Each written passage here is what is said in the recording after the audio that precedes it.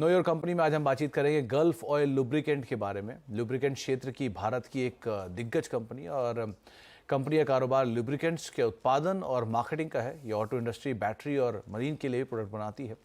तीसरी तिमाही में EBITDA करीब 17.5% के आसपास बढ़कर आया था। नंबर्स पे बातचीत करने के लिए या फिर विस्तार योजना में बातचीत करने के लिए कंपनी के MD और CEO रवि चावला सर हमारे साथ मौजूद भी हैं। रवि सर नमस्कार, बहुत बहुत स्वागत है आपका कार्यक्रम में। बहुत समय से ये क्षेत्र बिल्कुल शांत पड़ा हुआ है। डिमांड तो आपकी बहुत स्ट्रांग रही होगी क्योंकि ऑटो की डिमांड इतनी अच्छी आ रही है। पहले आपको खाली पेट्रोल डीजल साइड से ही रहता था, अब EVs भी एक नया फील्ड ऐड हो गया, वहाँ से भी अच्छी डिमांड आ रही है और नंबर भी अच्छे हैं, टू व्हीलर के, कमर्शियल व्हीकल के, बाकी साइड के।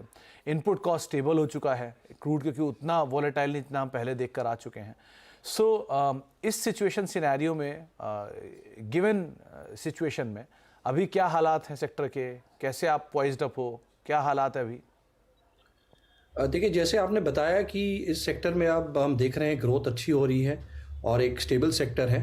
जो लुब्रिकेंट्स की जो डिमांड है वो लगभग 3% वॉल्यूम और 6-7% वैल्यू में बढ़ने वाली है अगले 10 सालों में, इन स्पाइट ऑफ EV की जो हम पेनिट्रेशन देख रहे हैं, क्योंकि मार्केट में लो पेनिट्रेशन है ICE व्हीकल्स का, तो एक अच्छा डिमांड आ रहा है। और गल्फ की हम जो देखते हैं, हम हमेशा 2 to 3x मार्केट ग्रोथ करते हैं वॉल्यूम में, तो मार्केट में डिमांड कंडीशन सब अच्छे हैं। इंडस्ट्रियल B2B में भी डिमांड आ रहा है, OEM सेक्टर में भी आ रहा है, और जैसे आपने बताया automotive, agri, two wheeler, IC engines भी ग्रो हो रहे हैं, यूसेज भी ज़्यादा हो रहा है। तो मैं कहूँगा overall economy, infrastructure segment, construction equipment, तो लुब्रिकेंट कंजम्पशन बढ़ रहा है इंडिया में।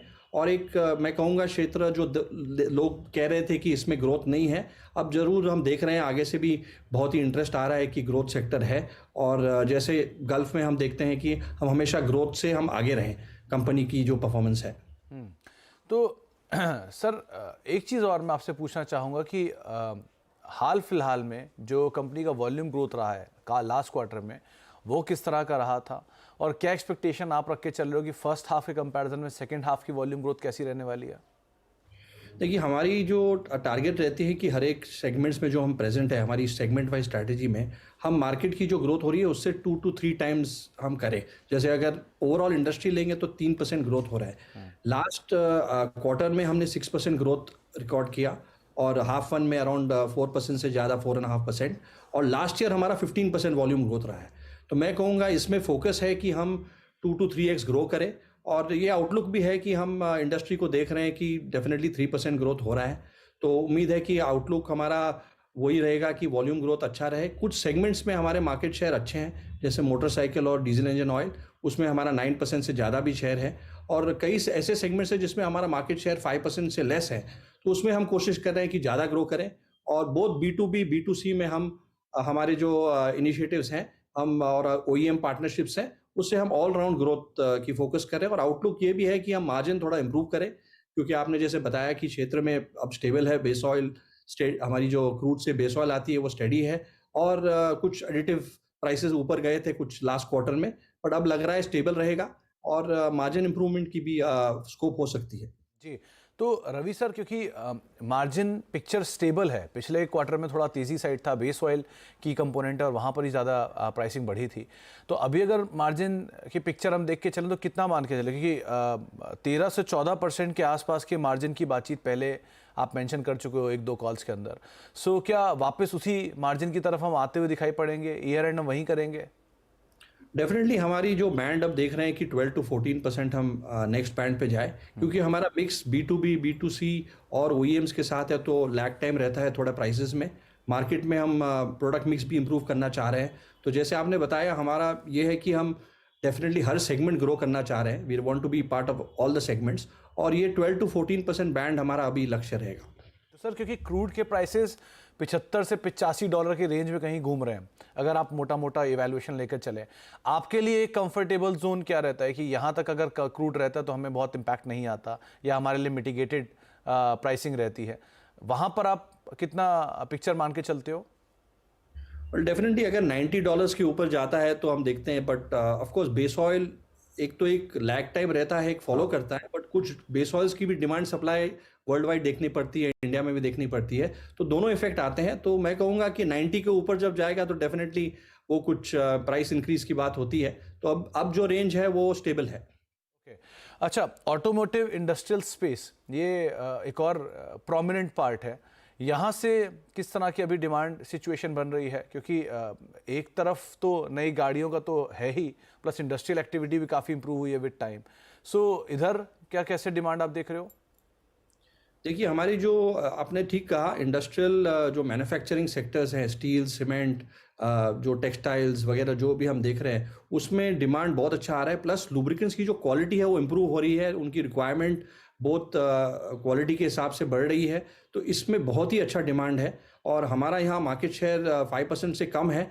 तो हम पूरा यहाँ कोशिश लगा रहे हैं। प्लस इंफ्रास्ट्रक्चर सेगमेंट जो कंस्ट्रक्शन इक्विपमेंट्स के हैं, ये इसमें हम देख रहे हैं कि जैसे हम नॉर्मली हमारा 6% ग्रोथ हुआ है लास्ट क्वार्टर में, तो इसमें हम definitely double digit growth try करते हैं और वो भी आ रहा है हमारे सेगमेंट अप्रोच से।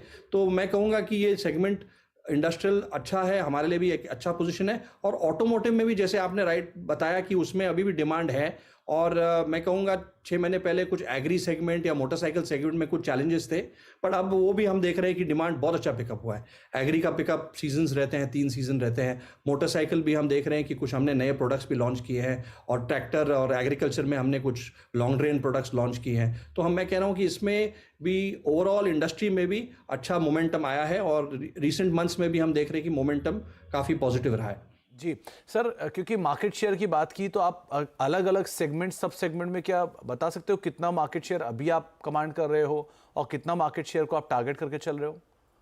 देखिए हमारे लिए ये हमारे B2C सेगमेंट में मोटरसाइकिल और डीजल इंजन ऑयल में हमारा मार्केट शेयर जो बाजार मार्केट है उसमें 9% प्लस है। और दूसरे सेगमेंट्स में हमको लेस देन 5% है। तो हम कोशिश करेंगे जिसमें लेस देन 5% है उसमें हम 0.5% मार्केट शेयर गेन करें हर ईयर। और जो हमारे स्ट्रॉन्ग सेगमेंट्स हैं उसमें हम मार्केट से 2 या 3 गुना ग्रो करें। तो ये हमारा ऑब्जेक्टिव रहता है। और जैसे मैंने पहले भी बताया, B2B में हमको बहुत स्कोप है, तो उसमें हम definitely double digit growth volume का प्लान करते हैं। ओके सर, मैं अपनी अंडरस्टैंडिंग के लिए रवि सर आपसे समझना चाह रहा हूँ, क्योंकि आप इंडस्ट्री वेटरन हो, बहुत समय से सिस्टम को अच्छे से समझ रहे हो। तो क्योंकि दिल्ली जैसी स्टेट्स में जो पॉलिसीज चेंज हो रही हैं, पूरी तरह से ईवीज़ के ऊपर आने की बातचीत कर रहे हैं, एटलीस्ट स्टेट ट्रांसपोर्ट को लेकर, उसका कुछ इम्पैक्ट होता है क्या? आपके बिजनेस के ऊपर आएगा क्या? और अगर आएगा तो आप उसको कैसे देख रहे हो सिचुएशन को? किस हद तक आप उसमें इम्पैक्ट करने वाले हो? देखिए डीजल इंजन ऑयल ये पूरे अगर इंडिया में लेंगे तो अराउंड 40-43% कंजम्पशन ऑटोमोटिव लुब्रिकेंट्स का, उसमें 43% डीजल इंजन ऑयल रहता है ओवरऑल ऑटोमोटिव और इंडस्ट्रियल में।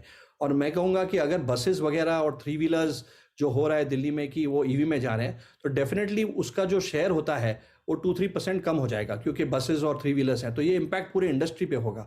और क्योंकि ग्रोथ एनीवे हो रहा है, अगर बसेस ईवी जा रहे हैं या 3 व्हीलर्स जा रहे हैं, but overall growth of lubricant is going to continue. Definitely impact रहेगा कि ये सब जो ईवी व्हीकल्स आ रहे हैं तो कंजम्पशन वो हिसाब से उसका कम होगा, बट ओवरऑल कंजम्पशन बढ़ने वाला है। तो growth is going to take care of these sort of reductions that are going to happen because of electric vehicles. तो रवि सर, आपने भी शायद ईवी स्पेस को लेके चार्जिंग पर कुछ कामकाज करना शुरू किया है और आप उस एरिया में एक्सपैंड भी कर रहे हो।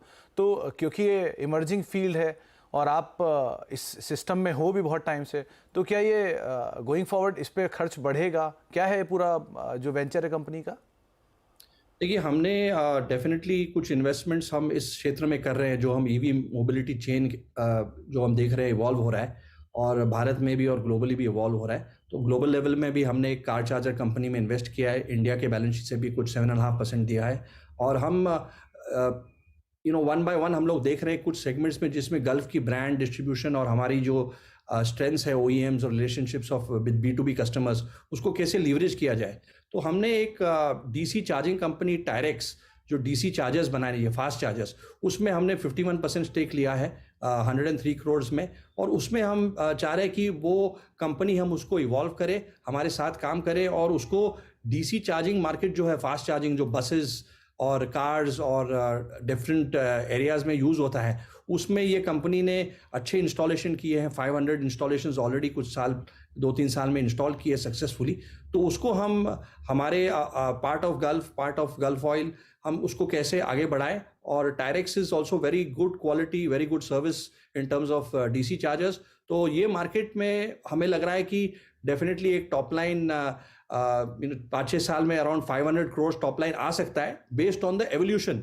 जैसे डीसी मार्केट इवॉल्व करे उसमें इस कंपनी को ऑलरेडी 8-10% मार्केट शेयर है और नेक्स्ट 5 इयर्स में लगभग 500 करोड़ रेवेन्यू आ सकता है अगर मार्केट इवॉल्व हो जैसे हम देख रहे हैं। रवि सर, ये टायरेक्स का जो कामकाज रहेगा ये अभी किन किन एरियाज को केटर करता है, और आप 500 करोड़ के रेवेन्यू की बात कर रहे हो गोइंग फॉरवर्ड 5 साल में, अभी इसकी एग्जिस्टिंग सिचुएशन किस तरह की है? तो ऑलरेडी ये जो हम देख रहे हैं हमारे जो आंकड़े हैं लगभग 8-10% मार्केट शेयर इनको है डीसी चार्जर्स में। और ये जो आप देखेंगे petrol stations, electricity boards, charge point operators, retail जो आप देख रहे हैं कि वेरियस बिल्डिंग्स में वगैरह चार्जर्स लग रहे हैं, और एक्सपोर्ट्स, ये 4-5 क्षेत्र में ये फोकस करके ये डीसी चार्जर्स को डेफिनेटली हम इवॉल्व करेंगे। और ऑलरेडी हम इस टायरेक्स इन सेगमेंट्स में प्रेजेंट है और ग्रो कर रहा है। सर, दो चीज़ें और, एक एडब्लू का जो ओवरऑल मार्जिन पिक्चर है वो अभी कैसा है, क्या सिचुएशन वहाँ पर आ रही है? दूसरा, गोइंग फॉरवर्ड आने वाले समय के लिए आप जो नेक्स्ट ग्रोथ इंजन है वो क्या मान के चल रहे हो? देखिए, ग्रोथ इंजन्स हमारे लिए हमारी ब्रांड काफ़ी स्ट्रॉन्ग है। हमें हमारे जो इंटरनल जो आंकड़े हैं हमको लग रहा है कि Gulf as a brand is in the top 3 brands in the country. तो हम B2C मार्केट में हमारे डिस्ट्रीब्यूशन टच पॉइंट्स ये ग्रोथ इंजन रहेगा कि हम कैसे उनको distribution touch points both urban, semi urban और रूरल इंडिया में बढ़ाएं अक्रॉस सेगमेंट्स। सर्टेन जोग्राफीज़ में हमारे कुछ स्ट्रेंथ्स हैं, जैसे साउथ में हमारे डीजल इंजन ऑयल स्ट्रॉन्ग है। और हमें लग रहा है कि ये मेन हमारा जो ग्रोथ रहेगा will be to grow our distribution, एक मैं कहूँगा ग्रोथ इंजन है। और हर एक सेगमेंट में जिसमें हमें फोकस है ऑटोमोटिव में, उसमें हम चाहते हैं कि मार्केट शेयर बढ़ाए। और इंडस्ट्रियल में अगेन हमारा मार्केट शेयर इंडस्ट्रियल और B2B लुब्रिकेंट्स में हमारा शेयर लेस देन 5% है, तो ये भी एक ग्रोथ इंजन है। तो core lubricants is a growth engine. और एडब्लू जिसमें आने बात किया, ये एक सप्लीमेंट्री प्रोडक्ट है जो अब हर BS6 व्हीकल में डीजल इंजन में ये एडब्लू जो है एक लिक्विड है, वो स्प्रे करके उस एमिशन को कंट्रोल करता है, नॉक्स जो इंप्रूव करता है एमिशन को। और ये एक सप्लीमेंट्री प्रोडक्ट हमने 7-8 साल पहले हमारा प्लांट डाला था और अब इसका डिमांड हम देख रहे हैं क्योंकि BS6 में कंपलसरी है। और इसका लगभग हमारे आंकड़े जो हैं हम टॉप 3 में हैं। और ये एक डिस्ट्रीब्यूशन प्लस क्वालिटी जो प्रोडक्ट है हम मार्केट को लेके जा रहे हैं हमारे OEM के द्वारा, हमारे डिस्ट्रीब्यूशन नेटवर्क के द्वारा। तो ये एक सप्लीमेंट्री है और इसका मार्जिन मैं कहूँगा लो है रुपीज़ में, बट एक अच्छा सप्लीमेंट्री इनकम है और हमारा डिस्ट्रीब्यूशन ऑलरेडी यहाँ प्रेजेंट है। तो ये एक अपॉर्चुनिटी है जो हम टैप कर रहे हैं। लास्ट क्वार्टर में भी हमने आंकड़े शेयर किए कि लगभग 10,000 KL हम एडब्लू हर मंथ करते हैं। तो ये एक अच्छा मैं कहूँगा एक और एरिया है जिसमें हम अच्छा प्रोडक्ट दे रहे जो इन्वायरमेंट को भी एक सुविधा मिले। चलिए रवि सर, बहुत बहुत शुक्रिया अपना समय हमें देने के लिए, हमसे चर्चा करने के लिए। आपने डिटेल में हमसे बातचीत की, बहुत सारे माइन्यूट डिटेल्स भी हमें शेयर किए। बहुत बहुत शुक्रिया सर हमारे साथ मौजूद रहने के लिए, और एक बार शुभकामनाएं आपको अगली छमाही के लिए और अच्छे नंबर्स के लिए। अपना समय हमें देने के लिए, हमसे चर्चा करने के लिए बहुत बहुत शुक्रिया सर। एक बार गल्फ ऑयल का स्टॉक लेकर आइए, किस तरह की सिचुएशंस हैं। करीब करीब 0.5% ऊपर कामकाज कर रहा है, फ्लैट साइड पर आधा रात ट्रेड कर रहा है 735-734 के जोन्स पे अभी कामकाज करते हुए। एक ब्रेक का वक्त है, ब्रेक के बाद लौटेंगे और आगे बातचीत जारी रखेंगे। लेकिन जाने से पहले GTPL हैथवे के नंबर आए हैं और नंबर में मुनाफा आए तो बढ़कर आई है 685 करोड़ से बढ़ के 851 करोड़ रुपए, और मुनाफा 37 करोड़ से घटकर करीब 23 करोड़ रुपए। तो ये बीटा प्रेशर है जो कि आप 5% स्टॉक में देख भी रहे हैं। करीब नीचे दिन के निचले स्तरों पर स्टॉक अभी कामकाज करता हुआ दिखाई पड़ रहा है। ब्रेक के बाद लौटते हैं, बातचीत करते हैं।